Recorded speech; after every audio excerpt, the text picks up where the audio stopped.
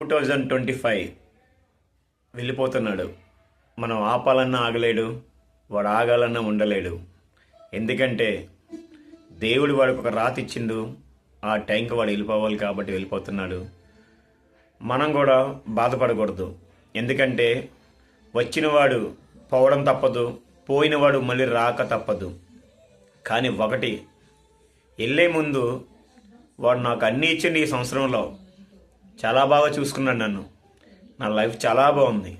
కానీ వాడు ఇన్ని చేసిన తర్వాత మనం మర్చిపోలేకపోతున్నాం అన్ని.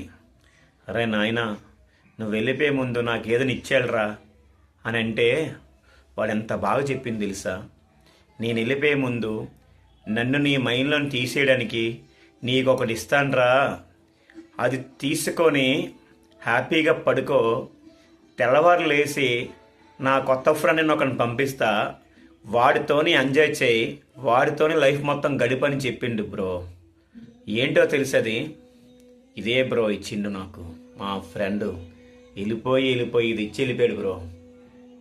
హ్యాపీగా దీన్ని తాగుతూ నైట్ పడుకొని తెల్లవారు లేచి కొత్త ఫ్రెండ్తో స్నేహం చేయమని చెప్పిండు బ్రో. అది బ్రో నా ఫ్రెండ్. 2025 అంటే ఏంటి అనుకున్నారు? పోతూ పోతూ కొత్త ఫ్రెండ్ అప్పచెప్పి వెళ్తున్నాడు. వాడితోని 2026 మొత్తం జర్నీ చేయమని చెప్పిండు నాకు. వాడు చెప్పిండు, నీకంతే మంచే జరుగుతుంది, నీకు మొత్తం మంచే జరుగుతుంది